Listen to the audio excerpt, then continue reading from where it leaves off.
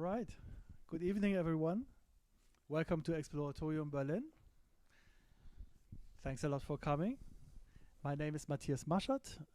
Here at Exploratorium, I'm curating the concert series, but I also set up our talk series, where I have the possibility to invite wonderful guests who not only improvise as musicians, they also think about improvisation, and usually they all have a lot to say about this matter. I'm really grateful that my guest tonight is Eric Thielemans, that he came from Belgium to Berlin to talk about resonance tonight. So may we welcome Eric for the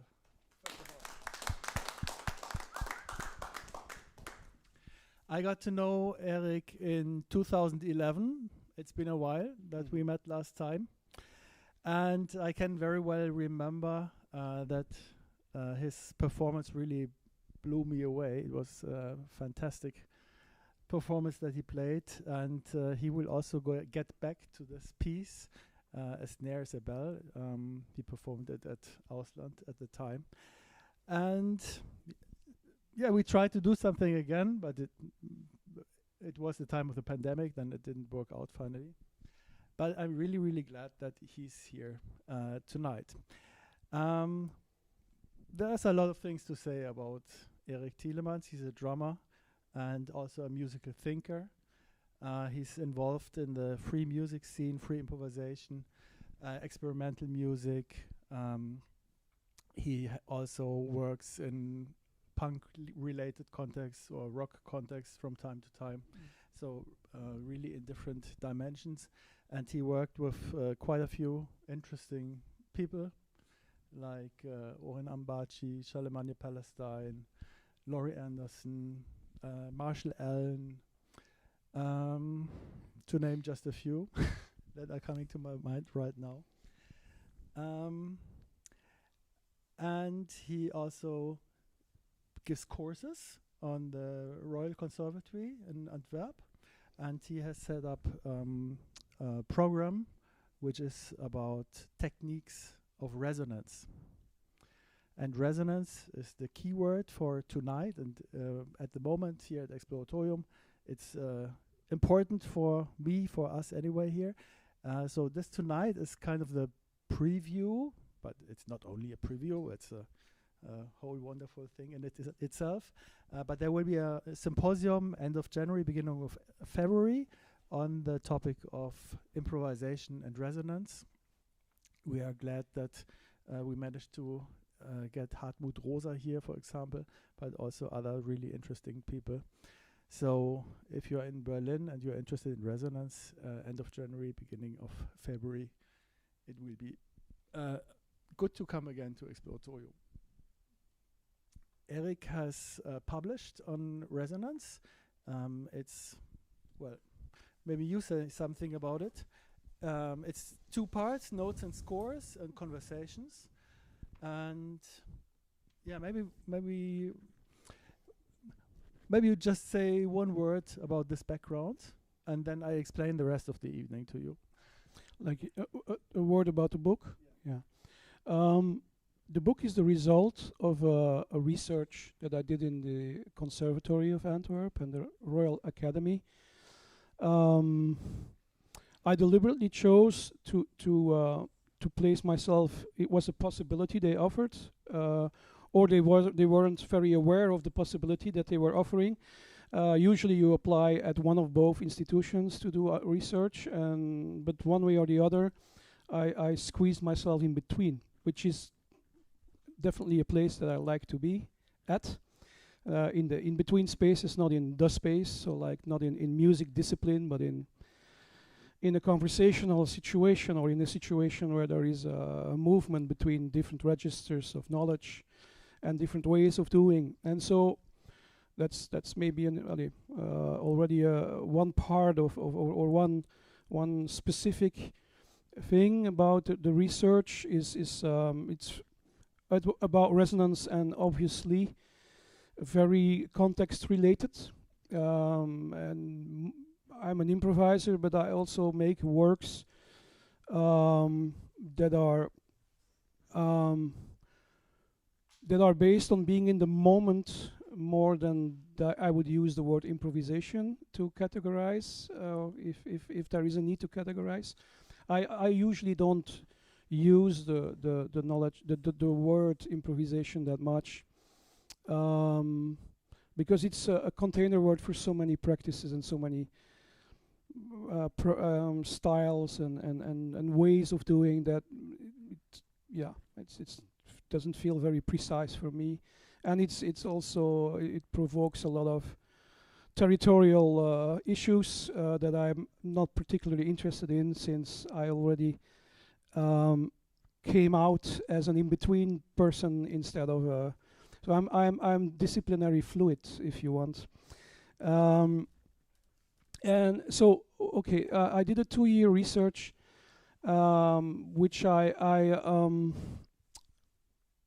I focused on techniques of resonance, in the sense of how do we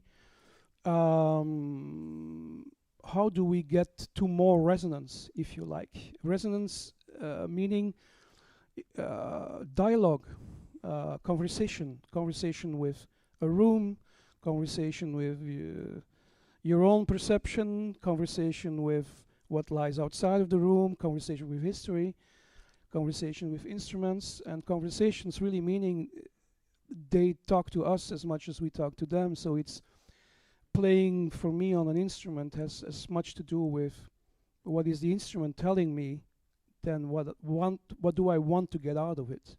So it's a constant interrogation. That's not a good word. It's a constant question, or a sensual relationship that, as in, I touch and I'm touched. And it's something that I had to learn when I was a young musician.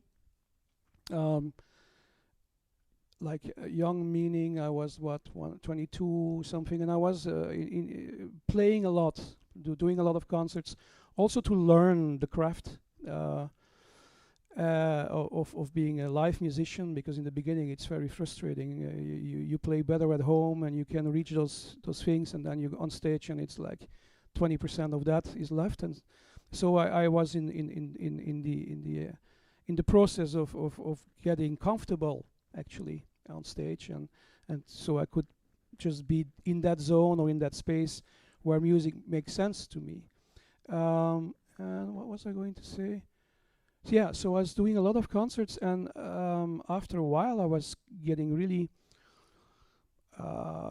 empty, in a way depressed almost, like not clinically, but like really I was so tired after playing, and I felt something was wrong, like off.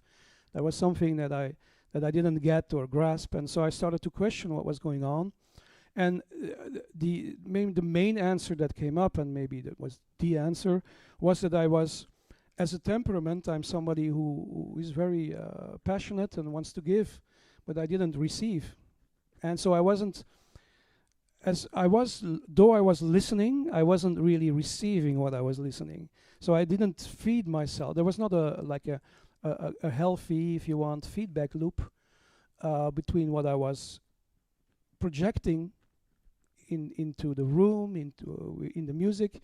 I didn't. There was not enough allowance for me to return anything. So I was getting empty, and so this instructed me, or put me on a path of research so when I was already a young musician, in really starting to learn to maneuver or balance or practice ways of being that allowed me to be interactive, really, to not only talk but also listen in terms of music then, but also socially, actually. That's a thing, so I get lost in too many in the woods. We have too many trees. Yeah, maybe Help me out. we can continue what you started later, and we'll try to Sure. come back to certain topics and sort it all out. Maybe. Sort it all out. That's a good idea. Yeah, the idea is that we are going to also try some of the scores tonight. We are video recording, and that's where the mics are for. But we are not going to record when we play the scores, so that Okay. you just know the cameras are not active. But let in me these say something moments. about scores then, maybe Yeah, first. because you Yeah. wanted to start with one score, Sure. and afterwards you will play. One piece. And then we will be one piece. Then we will be back to continue the talk, and afterwards we will play the scores together. Yeah. That's it. Yeah. So yeah. In this research, I started to write scores. It will be self-explanatory what it is for me, what I mean with scores in this context, because we will do one or two. We will do two, I think. And it became quite an important, or it's really part of my practice now. Whenever it's a mixture of note taking, of premeditating on a situation. It's like resonance scores. It uses words. It sometimes just one word to evoke something, as much as sometimes a little bit of the opening of a theoretical register, or think about that, or this or that. So in a very very small nutshell, that are scores and they have a they take a quite an important place in my ongoing research. Now it helps me to stay also in a way to stay on track with what I was setting out to do, because I'm somebody very sensitive to impulses, and sometimes I come somewhere and I have this idea and I do something completely different, which is not a problem, and totally fine if you're setting out to play to whatever inspiration comes. That's what I like about quote unquote improvisation. But when I do research, or I want to get a bit more specific about what are we looking for here, and the relationship with research, then the lens gotta be a bit more clear than that, obviously. So the scores help to say let's do the score. So the score relates to a discipline in music as well. Like let's play the score. Like let's not do something else. We can do many things. We can do them anytime, but this time we play this score, whatever it means, and we can discuss then what it brings up. So it links to discipline, actually. Something I really like about music is like these little disciplinary things, like in solfège back in the days, like you start something and you go to the end, even if you skip bars, you don't know what you're doing, you manage your way through till the end, is something that was hammered in us and maybe in many of you. And I actually really like that. That's like this kind of like little things that'll help you going through some stuff. Anyway, so shall we do a score? So this score that I'm gonna there is a first page which is an explanation of the score, which I will read, and then there is the score. What I will invite you to is self-explanatory. It actually tells it, and it will open up a space, I assume, I hope, I think, for when I do a piece there to take it in from this score. It's a score that I wrote a year, 2 years, 1 year ago, I think, for a solo session. I didn't call it a concert, so in Japan, I was there and some people invited me to do something different. They knew I was onto some other stuff than like just playing. I don't want to demean that, but I mean, they were like, can you do something like that for us? And I was like, okay. And I wrote a score, and it's called Beyond. So Beyond, it will explain itself what it is. What kind of beyond I'm aiming for. Oh yeah, you wanna yeah. maybe yeah, it's good. We have copies of the scores, that the two scores that we'll do today. Um, it's nice, perhaps, if you read with me. Just you can read. It's maybe easier to understand. However, the second time, because we will do this, I will read it 2 times. Don't read and do, and just listen. The scores are written from me to read out loud, or to as if you're in a yoga class and you get instructions how to go through time and space. That's basically what it is. And so the first time, for understanding, maybe it's a good thing to read it with me if you like. You don't have to. And the second time, don't do that, because then you're reading and your brain is in a different space. So then let's drop the scores, or at least you, and try. We dive in if you want.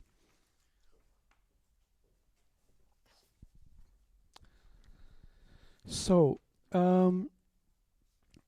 the score, I will just read it from A to Z. Score: Beyond Drums, Sound Travels. Today I propose to you to participate in a sound session. A session that invites you to be open to what lies beyond our so-called here and now, with its multi-layered realms and information. I have been using the term drums and beyond for quite a while now in trying to describe my practice. As in, I play drums, surely, yet the sounds point to many beyonds. I play in a room, mostly, in many rooms actually, yet I seem to play from certain places, and the sounds seem to connect to other places, while, at the same time, physically resonating in the very real rooms I am playing in. Also, so it seems to me, that beyond what we see or hear, there is much more we can be aware of than we usually allow ourselves to perceive, to receive.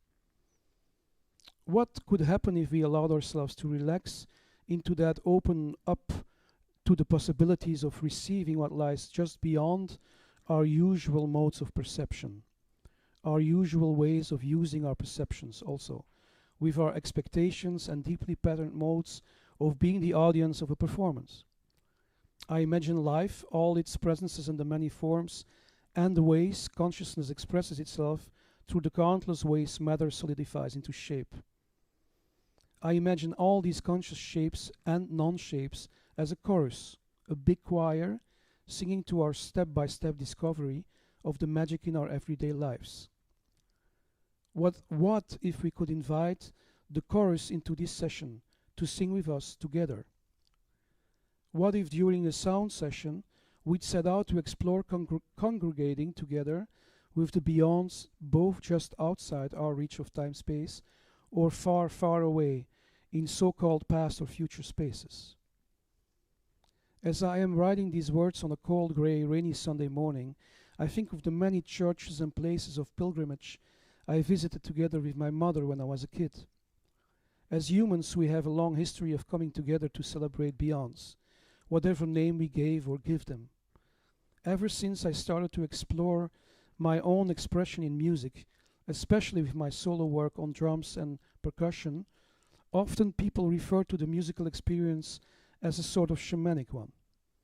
I always resisted it, because I felt that defining it by giving it a name would take awareness and energy away from the core of the experience, the wonder of the sound, the wonder of resonance itself.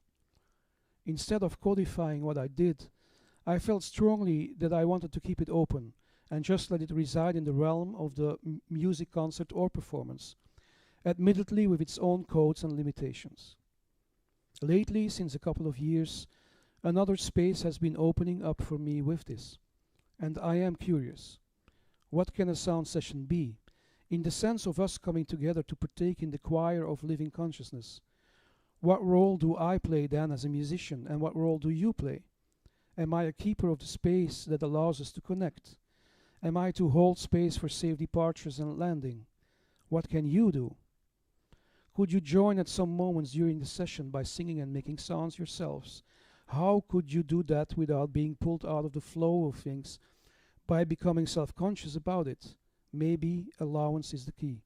What if I allow ourselves to explore what comes up when the space is opened? What also, if anything, that comes up during a sound session is okay, even if you, or rather we, are feeling resistant and doubtful, or sad. What follows is a score for this session. Its aim is to open up the space for you, to invite you to relax into a receiving mode, allowing whatever comes up to come up. Also, the score will structure a little bit the experience into a sort of ritual for this ad hoc congregation. Rituals have a function.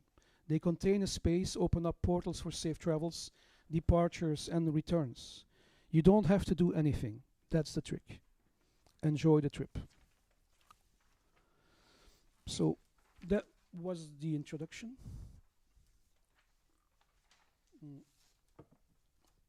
And the score goes as follows. Imagine sound. Sound, which means many sounds, actually. Traveling. Strata into time-space realms with many in-betweens, inters, supras, infras. Imagine you out there somewhere, yet here. Now, I invite you to take all of your barriers down, barriers like worry, thinking, becoming unpresent, phasing out somehow. I would like you to relax totally. And even more relaxed, all muscles releasing off guard, safe, warm, like a warm bath, ready to take off, or rather sink in, dissipate into a cloud, shattered, unsolid, being many particulates in places here, not here, now, not now.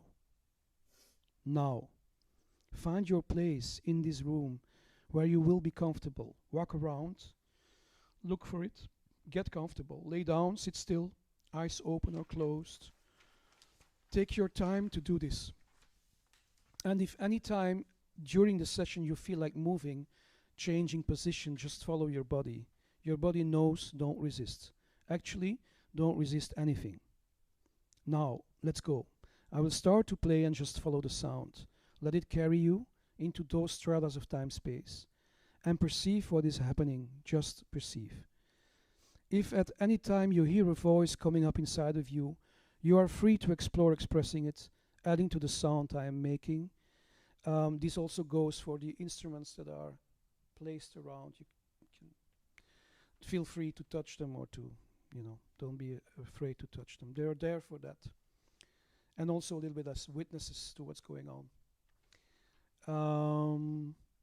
So, if at any time you hear a voice coming up inside of you, you are free to explore expressing it, adding to the sound I am making. Always be aware of adding to what already is there, and also note that you don't have to do anything. Stillness is fine, just fine. Now, let's go.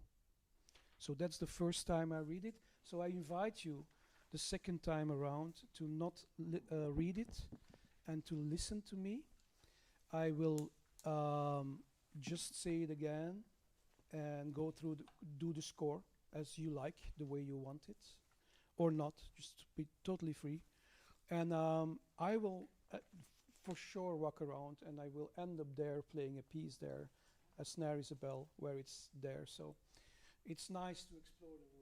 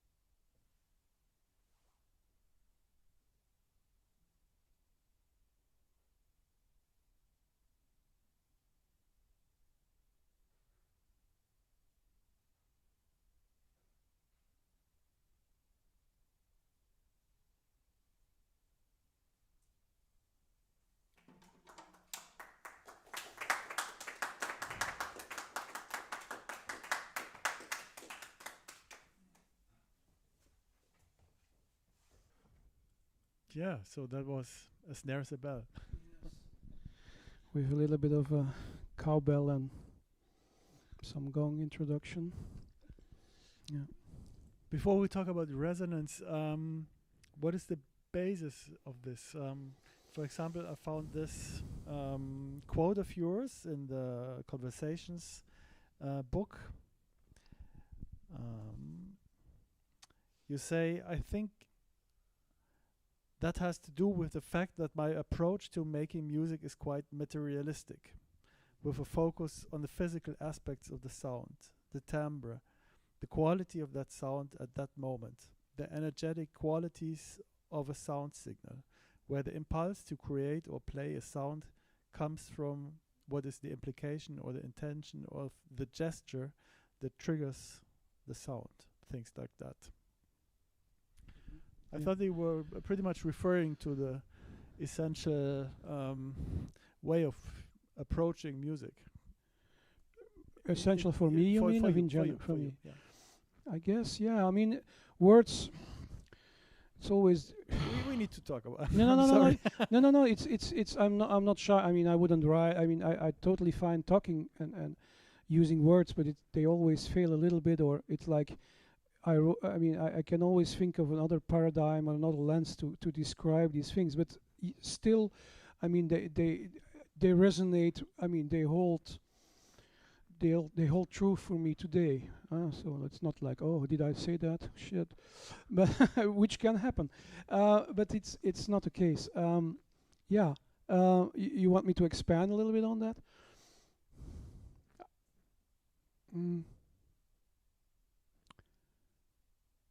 Well,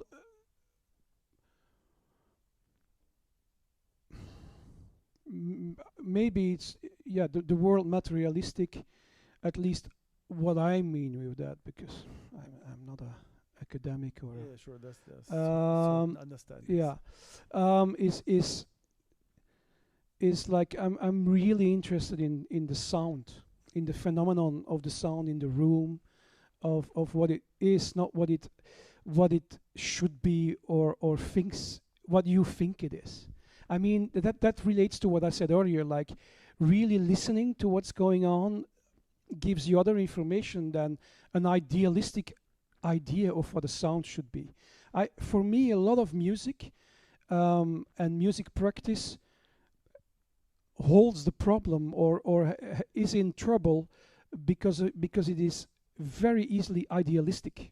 And it's idealistic, meaning it's like a sound structure that you think, or it's like an utopic, like that would be the best, that would be incredible. It's like air castles. Whereas for me, sound, I mean, music only exists when there is a sound when there is a sound in a room. But that's like I guess no, I do think about music, but more like in terms of the way that I reflect on it, like the relationship to embodiment and modes of being with your body that then create new sounds or gestures. That's why I relate to gestures, the physicality, the being in a body and hitting something in terms of drums, but you have to touch something in order to create sound, because it needs to start vibrating. That's with any instrument, whichever way you like. I mean, at least acoustic. I mean, you have to. That's how it goes. And now the relationship of intention and intentionality, or where does the signal in your body start when you? I mean, as a drummer, as a percussion player, it's very obvious, or at least it was obvious for me to start really investigating that, because you use your arms, you have a lot of gravity and directions. It's very related to dance, or to a dancing body. And Bart Phillips is one of my conversation partners. I mean, he passed away recently, but I saw his picture in the hallway, and he was definitely somebody who embodied that. And when I was young, I studied and played with him both at the same time, which was not necessarily an easy path. sometimes. But I went to some workshops with he organized some workshops with Julian Hamilton, which is a dance pedagogue, improviser, or dance improviser pedagogue, that he collaborated. They collaborated quite a lot over the years, and I happened to go to two or three of their workshops that were set up like a week of work in residence and a few shows, right? So it was already not like a teacher-student clear delineation. We would perform together, but I learned a lot from those sessions and those weeks. How, for instance, I mean, it's not by coincidence for me to become in a space like this and to set up instruments all over the room. That comes from learning. That comes directly from that experience. And as a drummer, for me, it's what I tell the younger drummers or drummers, like when I'm in a more like a transmission situation, that the relationship to your instrument, you can have a relationship by being away from it. And it's already sounds. And so to have the possibility of going towards an instrument and play it instead of it having it under your fingers or arms and have this like almost manneristic thing of touching it and the whole time without breathing or without thinking that maybe you could also not touch it and it makes sense not to. But the way I learned that was by going away from the drums and go in the room like I asked you to do and explore the room in which the sound lives. And then you can start also to imagine, even if you're sitting, how the sound, and that's imagination. That's why a lot of my score starts with imagine. It's an imaginative work, but real for us in our craft. An actor who doesn't imagine the projection of his words to the end of the room, the sound will not be heard there. What is that? Because he's not there to hear it. That's projection, and you have a little bit of feedback of if it comes back, but still there is quite some room for speculation or imagination, if you like. And for me that's like it's a wonder box, like you can imagine anything. You can. For me, that also opened the doors to sitting behind the drums and really feeling the back of you, which for dancers, for instance, it's also one of the things that you really have to learn, apparently, is like, because it's the biggest surface on your body, and if you're not really aware of it, there is a lot of expression that gets lost, or there is a lot of information that gets lost, and you're not, and so I learned a lot from that, from like being away from the drums and being in a relationship and then going with an intention to hit it, which is a very different sound. There will be a very different sound coming out of it. There is a very different engagement of the room, like however complex or suggestive you want to go, the room will respond differently. For sure, people in the room will respond differently to you, to the it's a gesture and a sound. And so I learned a lot of these things, like that's those words together point towards all that in my development and practice. Maybe you could describe those exercises a little bit. I didn't know that, but in the interview it's also described that Bar Phillips had some kind of a feeling of the energies, something like that. And it was about understanding the energy of the room, for example. And he also did exercises with you to understand the room in a way. There was one. What was that going on, and how does this relate to the notion of resonance? Maybe this is already not only an acoustic understanding of resonance here, but already in metaphorical. When I use resonance, it's always metaphorical, almost.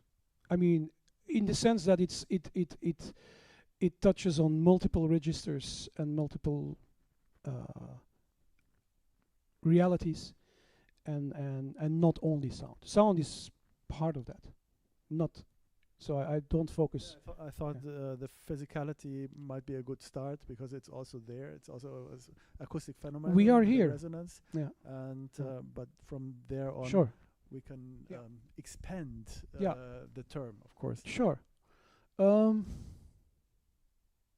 Well, I'll start with explaining. It's very simple. The exercise Bar Phillips did with us was asking each one of us to go stand in the room, close your eyes, and turn around. Start turning around in a 360 circle, and until you don't know anymore where you it's not about you have to know your orientation. So you lose your orientation, turn around, and stop where you feel you should stop. Open your eyes, and you will be in a certain axis relating to the space. And I said, well, that's the axis for you. That's the axis. That's how you feel the energy of the room. I don't think everybody could feel that as, I mean, or it was suggestive or strongly suggestive for everyone. It surely was for me. And but also it has to do with something that, like, as I said, I like imagination, and I like to play what-if games, and so I don't mind pretending like that is what's going on, and then see what's happening. Because with those types of things, you have to play the suspension of disbelief for sure, and just go into it, and then see what the feedback is for your body. If you start to find correlations in your body with a feedback that seems to have some value for you, then you have something to work with. So it's actually creating a language with your body, which I suppose many energetic healing or whatever workers. I mean, it's those types of things you learn. It's a feedback with the body, and you go for something, and then the feedback comes back, and it's not a hard science. Nevertheless, it's part of our embodiment and how we are could be in rooms. And definitely there seem to be, at least for me, it's quite clear that there are things that we feel together, like it's or that we cannot. Yeah, this is an interesting aspect. Things that we feel together. So maybe it's not. We should maybe not only talk about resonance itself, but about the resonant experiences. You sometimes refer to the resonant experience. Sure. How can you describe what you understand as a resonant experience? The best way, I think, the easiest way to describe it is conversation. If you are talking with something, if you have a sensation or an experience, or a sensation, I would say, if your experience is a sensation of something is talking to you, that's the resonance for me. There can be anything. I mean, for me, resonance is when I dropped off my instruments 2 days ago here, so I didn't have them in the car, on the streets, and I went for a walk around, and I walked next to what I thought was a park in the beginning. What is the big graveyard close by, and I was walking, and my body was responding very strongly to whatever was going on. I felt like, oh, what's going on? There is stuff going through my. I mean, what's that? Oh, wow, interesting. Like this is because it was quite all of a sudden, and then I realized I was walking next to an old graveyard, and I was like, oh, okay. I went into the graveyard, went for a walk, and had my own experience with that. That's resonance for me. Meaning also that when I'm here now, I can feel that. I mean, because I made a connection. For me, it was also I was very almost like, oh, great. I mean, this place is connected. Like, because it's close. It's so it's another space, or another reality that is connected or very close to this.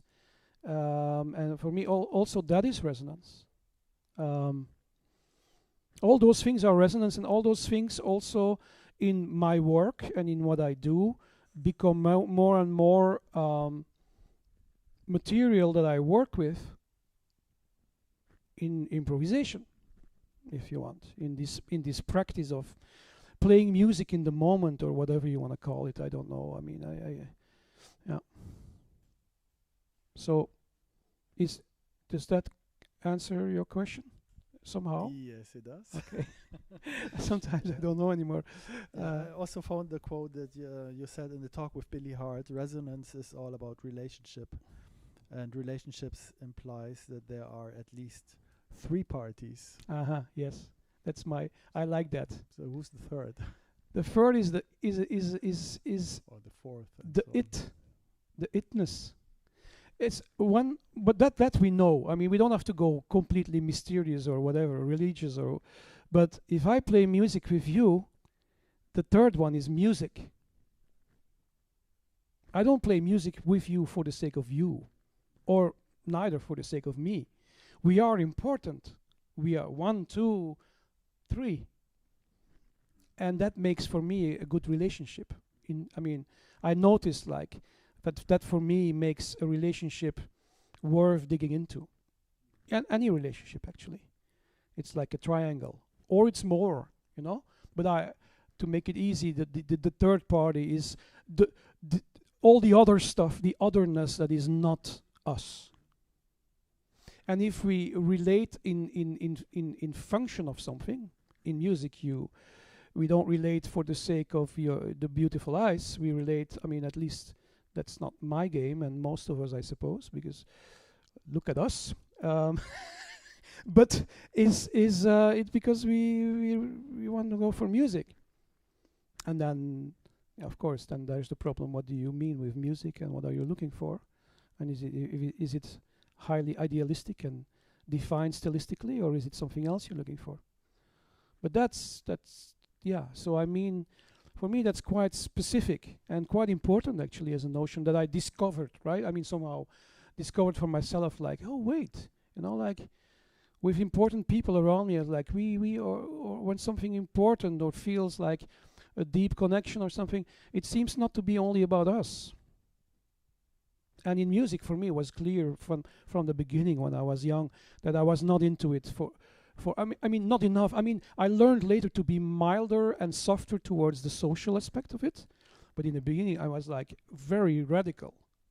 I'm a bit, you know, like, not because I wanted to be radical, but just because I didn't know any other way. So music was number one, and you are number two, right? Now that really shifted. I'm not saying it really becomes, you know, like you are really, really important as well. So that the social skills for me, I guess I learned more social skills. I don't know how I should call it. I mean, it's kind of, it's where I'm coming from. It's how I definitely played music from a place where music was first. It still is somehow, but it will not. I will not use it to abuse you. But when I was younger, I could be harder. It's like, no mercy. We go for that. Stop the bullshit. Blah blah blah. I used to say, we're not in a hobby club. We're here to play music. So I mean, I say some things, or when I said something and people are, but that's too hard. Not even personal. I was like, come on, guys. I mean, we're looking for something here. You know, like that's not to be too just friendly or something. You know, that's not enough. Yeah. What are the conditions to get there? So To get where? to reach this resonant experience in the end. For example, one important thing in the resonance theory of Hartmut Rosa that you are also referring to is the question of availability and unavailability. So in Hartmut Rosa's thought, resonance is not something that you can go in a shop or whatever. So there are certain conditions that need to come up, appear, and you are not capable of just how do you say, having at your hand, You having it cannot available. force. You cannot force it, resonance. exactly. Yeah. So Yeah. I thought interesting that you also refer to that aspect of the unavailability. Unavailability is beautiful. But in the talk with Björn Schmelzer, you also say that, or he says, I don't know, remember, that resonance as being almost like an instrument that shows you there is something in the way of an echo. So that's I mean, the interesting question is, as an experienced improviser, are you really not capable of evoking what you are aiming at? Well, that's or is it really? I mean, of course, everybody can have a bad day or something like that. That's what I refer to with techniques of resonance. There are techniques.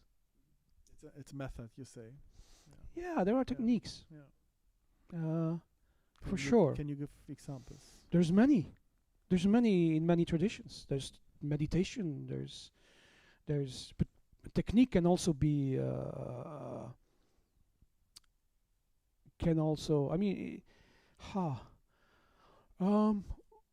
any technique can also be its own obstruction to start with. Okay, so there is nothing. You cannot. Here we have the unavailability again. Yeah, but I that's why I'm saying it's beautiful. For me, it's like it's maybe, but I don't know. Since I was a kid, I have these types of it's for me that's like troostend, consoling, to not be in control, and so what is left. It's not a minor thing. Is grace. Is you give yourself to something, and completely, and you invite grace. You can invite grace. To say it in different words, you definitely can. How? There's many possible ways. I mean. I've been also interested in consciousness. Obviously, you can hear that, and exploring that, and meditation since as long as I've been on the path of music. Not as a kid, but at least since my early 20s. Going through a lot of different phases with that. Sometimes trying too hard my best to be a good yogi and so all of that shit, which I don't do anymore. I just dropped it all, or a lot of that, which is the technique that stands in the way of it clearly. There is so many examples of that. Trying to be a good musician is not a way to be a good musician. That's that. For instance, I mean, to say it stupidly. That just doesn't work. You can only be music. You can only be meditative. You cannot be a good meditator. Be meditative. If that's, I don't know how to say it in English. Meditative. It's states of being to explore, and that's what I refer to with techniques, and that's why I'm also talking about modes of being, ways of being that you can explore. And techniques, when I was discussing this with these conversation partners in the book, I actually brought it down to really concrete questions of how do you prepare for a concert in the case of a musician. I didn't talk only with musicians. How do you prepare? And it came to me like almost intuitively or instinctively to ask that. I don't know. But then it seemed to be like this crux to reveal all the values that you're looking for. I mean, or at least many of the fundamentals. Like when I was talking with Billy Hart, he was like very clear about like, okay, when I take my car now, when I go to a concert, I take always the same route from New Jersey into Manhattan, always to the street, and if that route is blocked, it's that one. There is no, I'm not looking for surprise there. I avoid any type of surprise, even in setting up the drums to the millimeter, tuning the drums to the precise pitches. He developed towards that. It's not like he was not as a young guy like that. And he said in order to allow surprise to happen in other places. And so he revealed something really beautiful. I think, I don't know if Hartmut, I must talk about that as well. Is when I do research, I discovered, and when everybody of us probably does something really concentrated, like you write a composition or you're really focusing on something, what actually happens is that you open a periphery. What you're actually doing is by having a focal point, you have a meaningful horizon. On the horizon, there is a lot of good stuff. Often, Bar Phillips would say, I'm interested in the byproduct. Says the same thing. It's like when you aim for something, really look for what. But that's like in scientific research. It's like the better labos. That's what they do, right? The good labos tell you, the guys who run it or the people who run it, they say, if there is an anomaly in what we are looking for, that's when you come to me. That might be important. That's where discovery is, or novelty. And I guess with all that I'm doing, I'm directed towards novelty more than towards repetition. Although I have my repetition as any human being, but I'm directed. My focus is on novelty. But yeah, there is all these relationships like unavailability and availability. My first score that I wrote in this research, the title of it says already that the title is "When this room could speak to you, what would it not tell you?" It will. That's a Heidegger type of. It shines into the world and it retreats into itself. And I started to with all these notions, start to also speculate or theorize. It's the same thing, I guess, about also when playing music to allow myself to be contracting and opening. It's not natural for us to be all the time open. It's not possible. So we always have this rhythm of opening up, and then you have to take in like food or breathing, or it's another rhythm, I guess, than breathing. Breathing has its own rhythm, but opening up and closing, and so tuning towards all those things. That's like ways of being.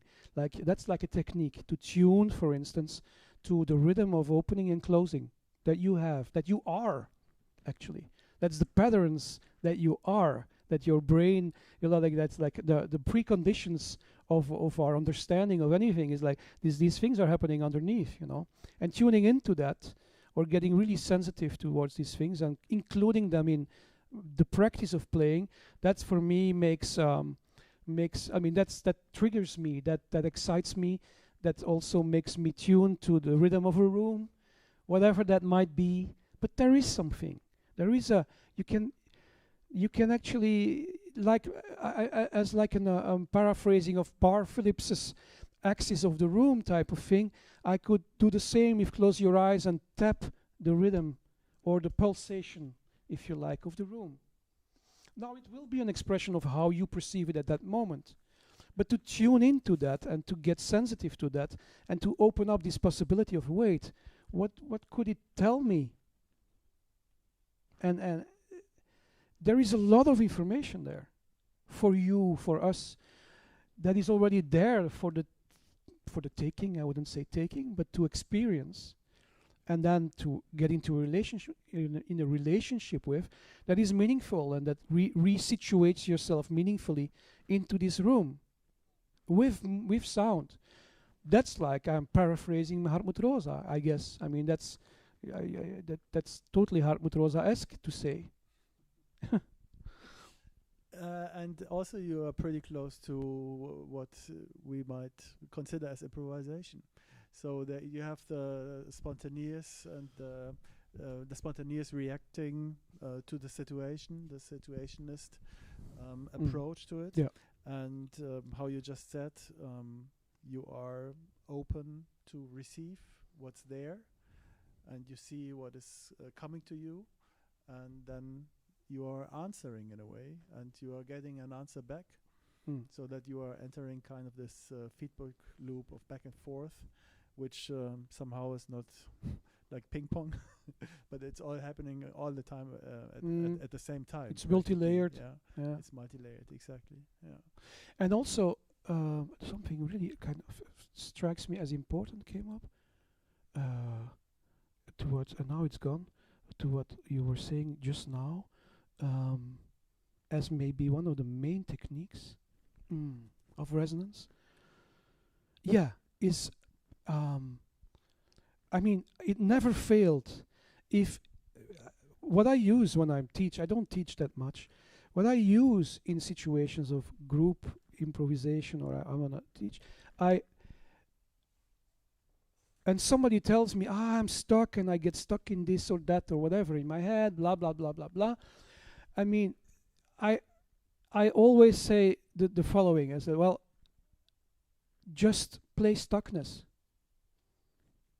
There's nothing wrong with being stuck. There's something wrong with making it wrong that you're stuck. But if you play, but literally, stupidly play stuckness, right? So I literally mean, I am stuck. Unless you will judge that again as being silly, it takes literally 10 seconds and you're not stuck. You just ditch it. It doesn't fail. Unless unless you're like, you can't believe in it and you think it's, then it fails, obviously, but then everything will fail. And some people are really good with that. But if you allow yourself to go that road, it's like you cannot be stuck in anything. And I think one of the main techniques for me, but that's like more like, I would say, more being in the moment. But yeah, what does that mean? That's so vague or so large. In terms of resonance, has a lot to do with non-judgment. Or I mean, but not judging your judgment also. Because we do that. We're human beings. We have a mind. It's not like, I have to be. It's not like this 70s neo-spiritual. We got something from India and now we but halfly, and then we talk about that. That's not deep for me. I mean, for me much deeper is to acknowledge that you will be judging. You discriminate because you have a mind, and your mind makes a distinction between a good taste and, I mean, it's what we do, and there's nothing wrong with that in se. There is probably something wrong, I would say, with making it like your identification. So I have a problem with that, with identification, actually, basically, which makes me in trouble, puts me in trouble in a lot of situations nowadays, because I actually don't believe it's a good method of resonance, or a method of being in the world. Basically, it's not. It's rigid, but. Okay, that's the times we're living in. But yeah, it has a lot to it's Hartmut Rosa talks about muted relationships, right? The opposite of a resonant relationship. He talks about muted relationships where nothing comes back and all that stuff. But we are human beings, and I really dislike the idealistic. So for me, it's like, be judging. But know that you're judging and move on. Just don't get identified. The big problem is identification. Is like you get stuck in your hole. But judging, we always do that. And I think it's more funny. It's like it's just funny or something. We're just funny creatures that are in trouble a lot of the times because and so. Is a way to get out of there to punish yourself with harshness. That doesn't seem to work, at least not for me. Yeah, I mean, the whole point of departure for you was pleasure, actually. Yes, I knew you were going to bring that up. Yeah, I'm sorry. No, it's not you sorry. read my mind. No, but it's in the air, yeah. Maybe we could read one of the... Sure. One of the parts from here. from the notes. It's in the Notes. scores, Yeah, right? notes and scores. Which one would you like to? Pleasure is I don't know. Was it Do you play? want that part? That's I think Play maybe. play. One? Yes. Well, you choose. Yeah.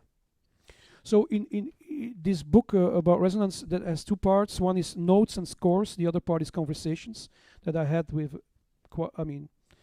musicians, a painter, different people, sociologist, culture of culture. And the other part is notes and scores. And notes are really very personal notes and speculations, and scores are these things of which you heard one. And so this is a note that I wrote about play, because playing, I actually often say I don't want to talk about improvisation. I want to talk about playing music, because we talk about playing music and then we get all serious about improvisation and we forget to play. And I think playfulness and forgetting yourself in the making of music is for me one of the biggest gifts of playing music. So I want to lose myself or get lost in music, as they say. And so playing and playfulness is important. And so I wrote this note. I play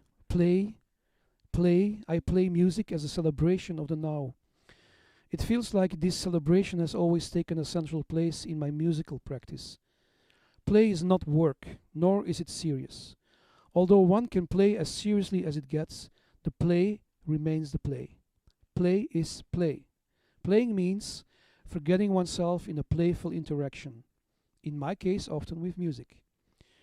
This is also how I approach the art of improvisation, not as a musical style, rather as a way of exploring, through playing, different modes of being, which means different ways of embodying multiple possibilities our consciousness and awareness offers. Playfully holding an object in your hand and watching it from different sides. Curiousness, a sort of detachment of having to make this exploration more interesting, somehow to prove, by an intensity of our own being, that this object is worth our attention until we lose interest. Sounds familiar? I suppose this is what John Cage meant when he said that whenever repeating something bores you, you better repeat it some more, because it isn't a repetition that is boring, it is you who are boring. Yet also playing as a mode of being, as in Homo Ludens, as an official discourse seemingly lost to our contemporary, bureaucratically confined minds and spaces. Just ask yourself the question, how much is the verb playing, as in playing music, is taken for what it really means to the kid inside you in any music conservatory? Or perhaps ask yourself the question, how much does your inner child gets to play music when you decide to do so? Playing is losing oneself in the game of music, wherein judgment in the moment has very little to no place. Playing is also the fun of destroying a beautifully built sandcastle, or allowing for low-key strokes in the sand, seemingly meaningless, surrendering to the relief of making no sense. Experiments with building blocks leading to the strangest and impossible constructions. Thank you. And there's really much more beautiful texts in here. I have to say that I really enjoyed reading them, and also the conversations. I gained a lot of inspirations from them. Eric also brought some of the copies. If you would like to get one, it's possible. So we could go on and on, Sure. I think, with this. I have one last question, and then maybe you also have questions and would like to talk. And then we'll see about. Yeah, if the there's score. if there is still room for the other thing. Yeah. I mean, what time is it now? I can have a look. 9:30. Yeah, that's fine. So you are referring to resonance as everyday magic. Yeah. I think it's a beautiful take. Can you explain a little bit what you mean by that? Well, I guess I did. I will. I guess I did already in many ways. How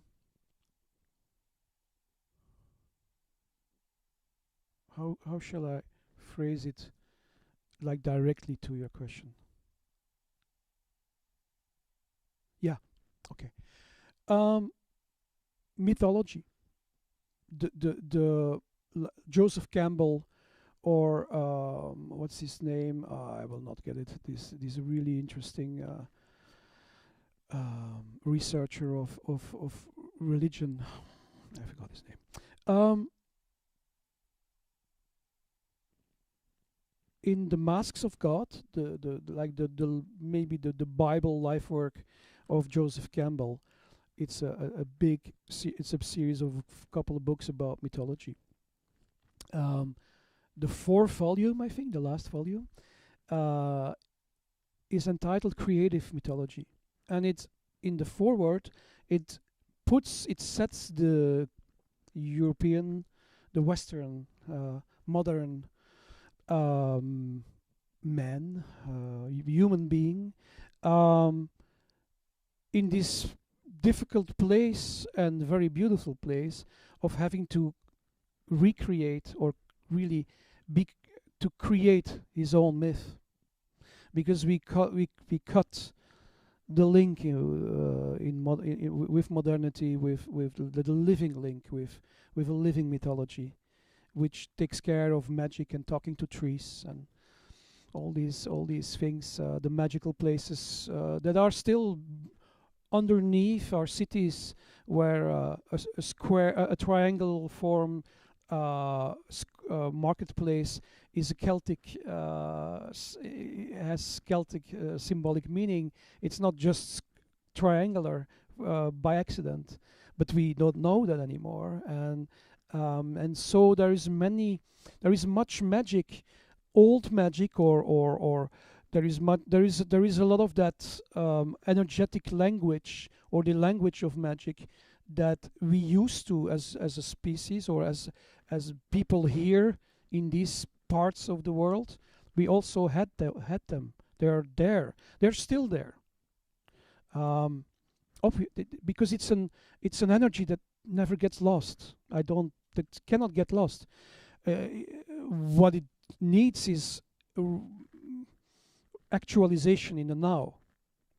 Any rite, a ritual is that, right? A festival is a renewing of a connection with an energy, or time of year thing, and we celebrate this and that with the gods or spirits related. That a festival, that's where it comes from. And so everyday magic, what I mean with that is like it comes from this notion, and it says, actually, we are here to create magic everywhere we are. That's our job. There is the potential also for magic everywhere. So listen and look for that is my mission. I'm very, very literal actually. Is my compass is directed towards that. I'm not a enlightened being. I'm not. It's not. I often don't succeed. I'm a human being and I fail miserably, but I also. I luckily don't judge myself too harshly for it.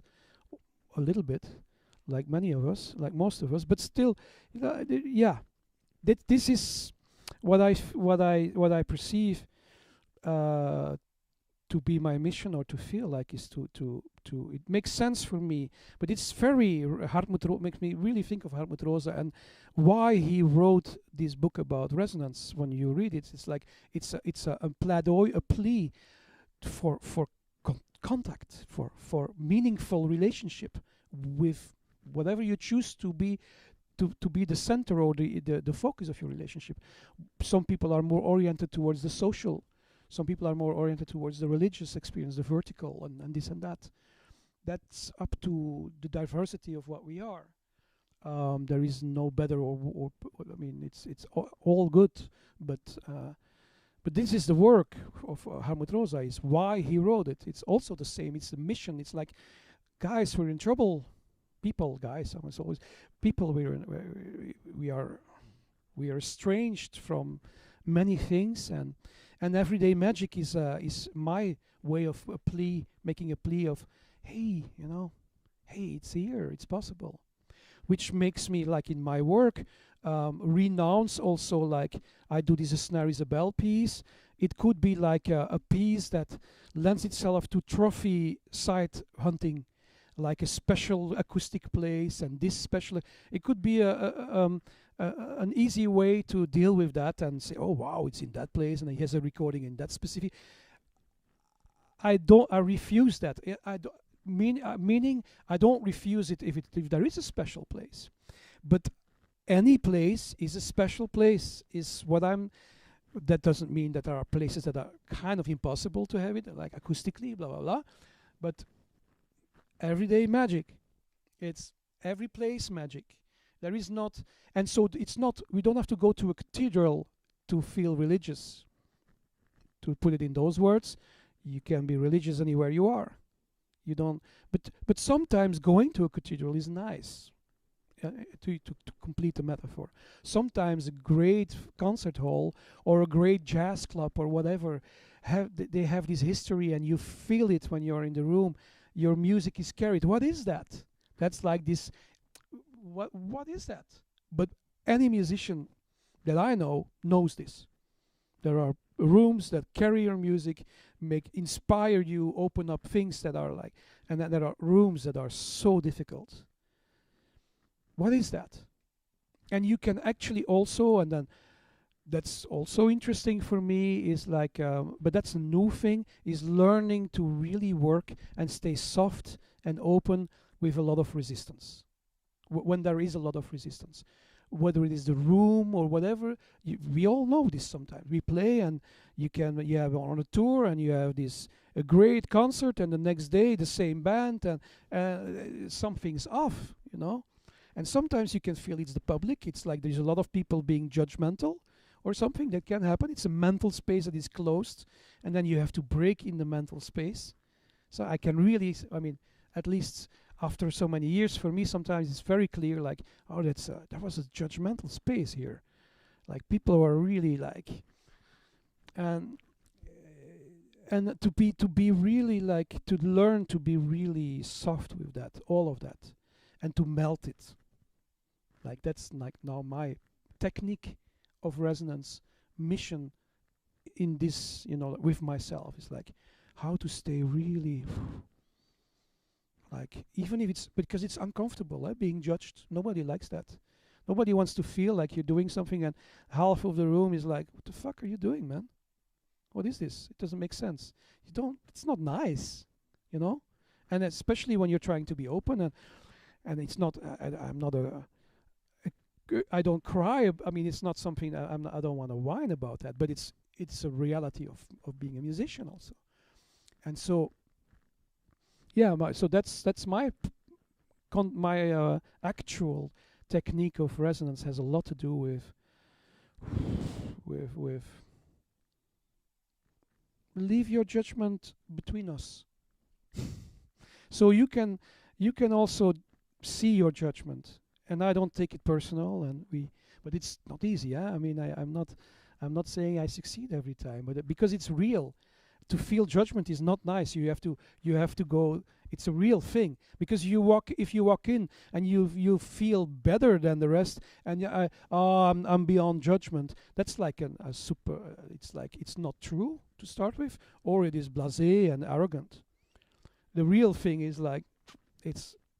For me at least, it's like I allow you to judge me, but in allowing that, maybe the judgment will also be in your face, or you will see your judgment, or we can melt it, like we can go somewhere else with this. So yeah, maybe that sounds like a good conclusion, no? I was about to say thank you very much, Yeah. Eric. It was fantastic to listen to you. Well, to I hear hope what you say I hope it about was. this. But And maybe there are. So I thought that I might stop with questions Okay. now. If you have questions yourselves and Or comments, remarks, judgments. judgment. Yeah, we have a wonderful concentrated atmosphere. Sometimes it's hard to break it. I know. Yeah. You run away. Yeah. Good night. Yeah, and nothing is fine. But if it takes some time, it's also fine because we're in another space. Or something you wanted. I knew you were going to ask that. I knew it. You want to hear some of it? Yeah. I just knew it. I will do it. I will play some. Yeah. Yeah. Yeah. So, what do you propose? How should we go on? Well, we go on. I A- think we and a conclude score, somehow. You play. We do a score. Well, I'm not into democratic votes, but what's up? What I mean, what's the energy? What's the energy? I feel like it maybe is better that I play. Yeah. Let's see if I can put my practice where I preach. Otherwise, what was it all about? Yeah, I will play a bit. This is a setup. Well, you can see it's a bass drum because it's a concert bass drum, and some objects, and I can say a little bit about it. Okay, no, I do one more thing. I read. No, I don't do it. I will play. Otherwise, I'm gonna explain what I do. That's not nice. Mm, yeah, these objects. Some of them, most of them are instruments, but not always. The plastic bags, this and that. It's like an accumulation over time, and sometimes they break, and then I use them until they're really broken, and there is nothing left. So it's not like I go to a shop, but that also can happen. Everyday magic. Sometimes it's in a shop where the magic is happening. So Hartmut Rosa is not always right. You can go to a shop and find magic. You can find magic everywhere. Yeah, it has a lot to do with touching and seeing. But I will play. I'm not gonna talk about it. I will play it. Okay.